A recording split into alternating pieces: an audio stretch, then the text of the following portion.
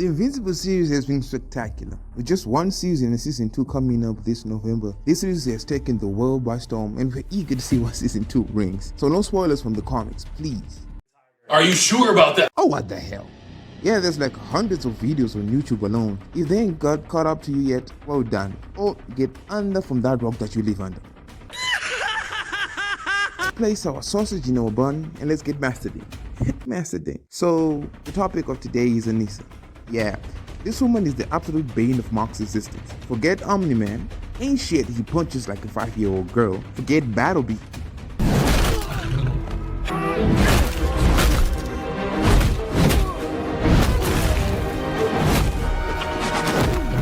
No. He's valid. No. She's valid? She's valid. And I lie a lot, but trust me, she's valid. Huh? Then there's ANISA. The short-haired, short-tempered, built like a Greek goddess, takes no-nonsense Amazon of a woman, manhandled our boy in so many gruesome ways. However, the ending is wholesome and also sadly cathartic. ANISA's first interaction with Mark is pretty funny. And funny, I mean she immediately threatens to kill Mark's mom, Debbie, the pet. 20 years! 20 years, and I was a goddamn fucking pet! I mean, the strongest woman in the series. She could have teach Ray a thing or two about fetching. What do you mean by that? I mean about being real strong.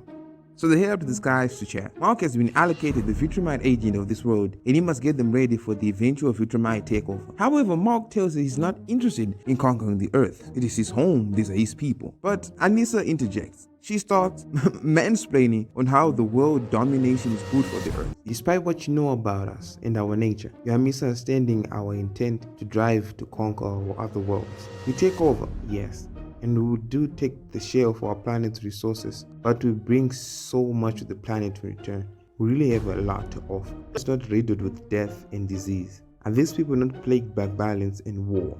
A Veteramite occupation would get rid of all that. We would share our technology, cure their diseases. No unsanctioned violence will occur under our rule. We could transform this world into a utopia. You know, all that jargon. I mean, she makes some good points, but Mark still says no. And we all well know what happens when you say no to a Futurmite. We'll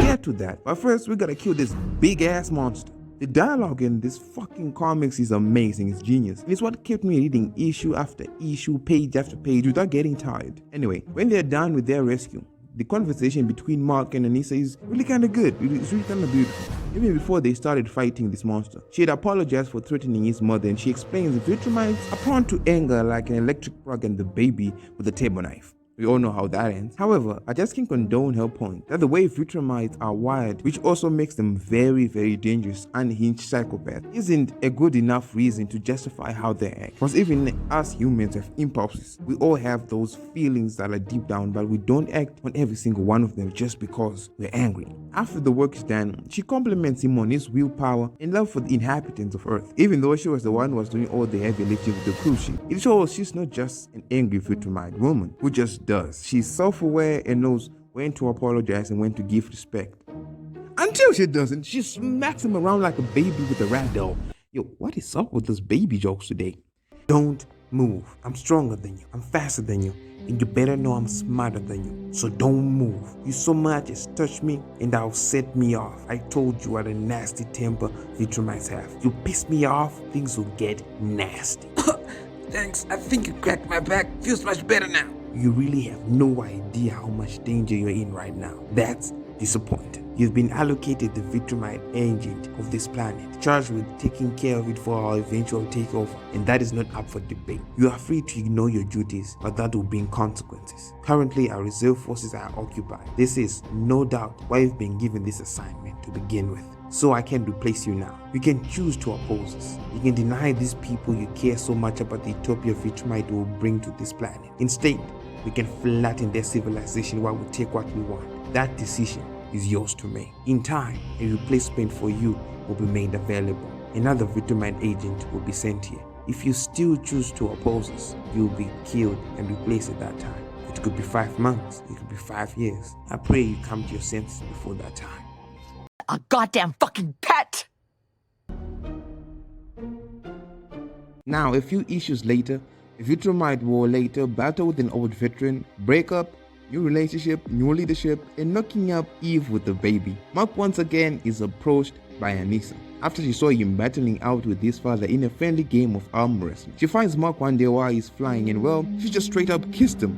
Whoa. This is like a 100-year-old woman. Fine as hell motherfucking lady. But that was non-consensual. Call the police! I hope this doesn't escalate. Again, after some time, she approaches Mark right after he was just dumped by a pregnant Eve who took his house after being trapped in another dimension by one of his closest friends, Robot, in a dimension where he was supposed to kill another version of himself, pretend to be him, blah blah blah, Robot, blah blah blah, a clone of him, blah blah blah, all that shit. But this time, she didn't just come to beat Mark up like she did last time, no. Now, because of the Vitromite war that happens, there was this virus that took out the Vitromites. Now the Vitromites are low in numbers and they are on a mission to mate with humans and grow their numbers. But she wants Mark. She doesn't want any of these weak humans because she sees nothing in them. And so she brutally chases him down in the air. Mark tries to get away, but he's too slow. She headbutts him to the ground. They crash land near a farm where she brutally tears Mark's clothes off as well as her own. Not giving a damn what he's saying, she forces herself onto Mark. This is a 100-year-old woman and a teenager. After she's done, she tells him to man up, and they might have to do it a few more times for it to work. She leaves Mark naked, humiliated, scared, exposed, and traumatized. She has just mentally abused and broken this child's minds as she flies away with a smile on her face. As the days go by, Mark tries to cope with what happened. Eve takes him back as they have just given birth to their beautiful baby girl, Tara. And because of Rudy Robot tried to kill Eve, even took her leg. He started killing a bunch of these heroes without warning, as he saw them as the cause of all the suffering that happens on the earth. No heroes, no villains, no crime. That's how he thinks. He orchestrated a highly successful corporate takeover of the world's government, and it is accepted by most of the heroes and the people on earth. And with no other reason to fight, the heroes just decide to stay in Robot's world. And the Vitromite Empire, which is now controlled by Nolan, does not attack Robot's undertaking, as it protects the Vitromites on Earth and their mates and children. Editor Ikigai Ray here. I forgot to mention that Mark is now living off planet because he cannot deal with how Robot is running the world.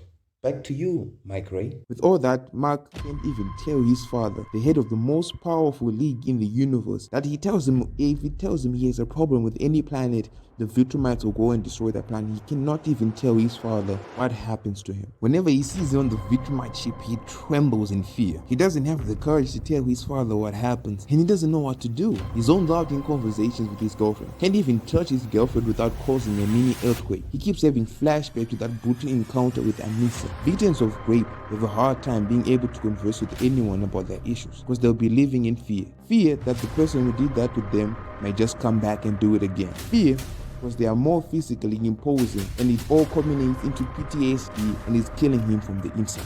One night, after having an alien dinner with his brother Oliver and his alien bug wife alien Hamula, he takes a huge ass dump. I know this is not relevant, but just stick with me. He takes this huge dump. It even perplexes Eve when she takes a look at it. After they're done that, they try to keep it going. They start kissing and the heat is going up, and he just can't. He breaks down and starts crying. He's struggling to get the word out. He tells his girlfriend what happened with him and ANISA and how she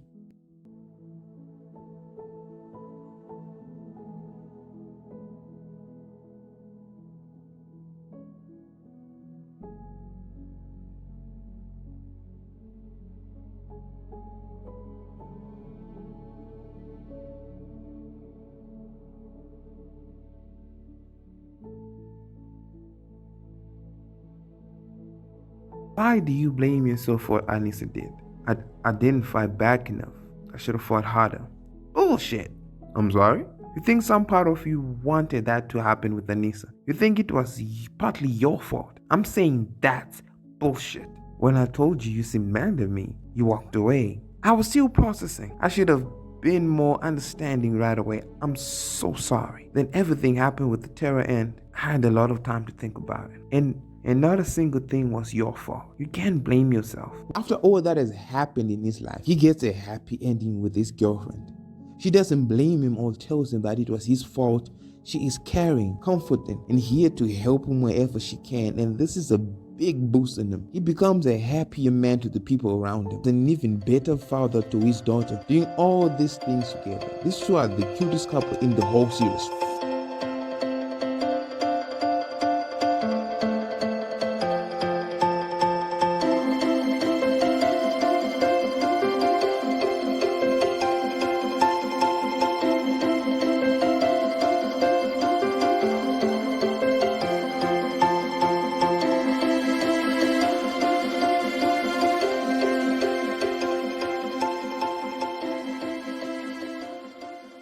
And finally, Mark and Eve get to have a night together, without interruption of the bad thoughts, without PTSD rushing back into his mind. He's finally at peace with it. But Eve, she fucking not. One day is to preparing to fight Thrax's invasion of his pre-teen super soldiers. Anissa is on the same ship as Mark, Eve, and Omni-Man. And Eve hurls the plasma dot to Anissa's face as soon as she saw her. She does not like this woman. Nolan is angry at Anissa for no reason, and he doesn't even know what happened. But Mark stops the fighting. He's now at peace with that happens. I am still not happy with you. You forced my hand. Don't I always kind of do that? Isn't that our thing? You want to do the right thing. I just want to take away the choice. Stop looking so damn pleased with yourself, son. I'm sorry. I'm sorry. I can't help it. My plan worked. You don't yet know the full consequences of this plan. There's still a lot left to navigate. We haven't won just yet. I know that, I do. I just honestly think it's a win and of itself see the Vitrumite caring for their own families on Earth. It's not exactly a new phenomenon. No, I know. It's just, I don't know, reassuring to see it taking hold so quickly. I'll admit, to see the changes our time on Earth has brought even the hardest Viltrumites among us, it is remarkable. Some of them seem almost completely different. Like Anissa. What is it between you two? She forced herself on you, didn't she? Mark, I'm so sorry. I didn't tell you because I didn't want you to kill her.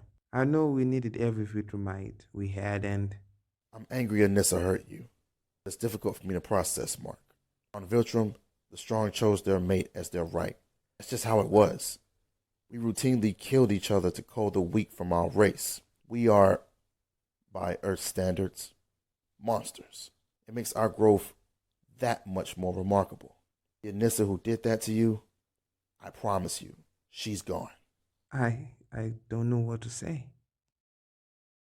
Anissa, Anissa. Throughout this entire phenomenal story that is invincible, Anissa has been, well, she hasn't been the most likable of characters in this series. Bro, can we just kill him? And she was written as such. And out of everybody in this series, Just like Nolan, she has learned a lot from planet Earth. She has learned to do so many things and be so many people than what she was before. aka character development. She started out as a straight up enforcer for the Vitrumite Empire, running errands and putting people in prison, or 6 feet under. Morality aside, she's a straight up badass with the temple. But after the incident with Mark, she disappeared for some time, only to find out she was hiding a secret that molded her into something else, a new being from the vile, abusive, repulsive woman she was. Now look at her.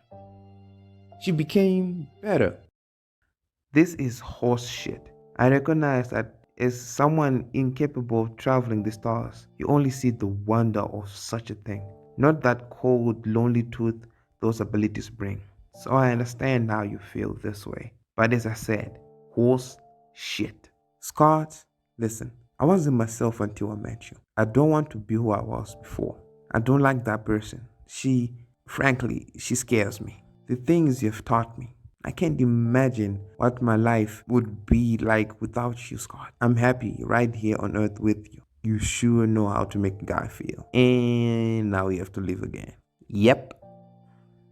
But during the last battle, the last war to end all wars, she redeems herself by saving Eve from being murdered by this here ugly motherfucker. But she fatally gets wounded. Tell Mark I'm sorry. I didn't understand what I was doing, but that I don't regret what I did. You understand when he sees him dead on the doorstep of the ship. Calm as a bitch, even when you've learned your lesson. There'll always be consequences for your actions. No matter for what you did 5 days, 20 days, or 10 years ago, there's always consequences for your actions. But anyway, thank you guys for watching the video. If you guys like the video, please leave a like and subscribe, and leave a comment if you can. I will be bringing you more videos like this, and I will catch you guys on the flip side. Thank you, peace, and have a good day.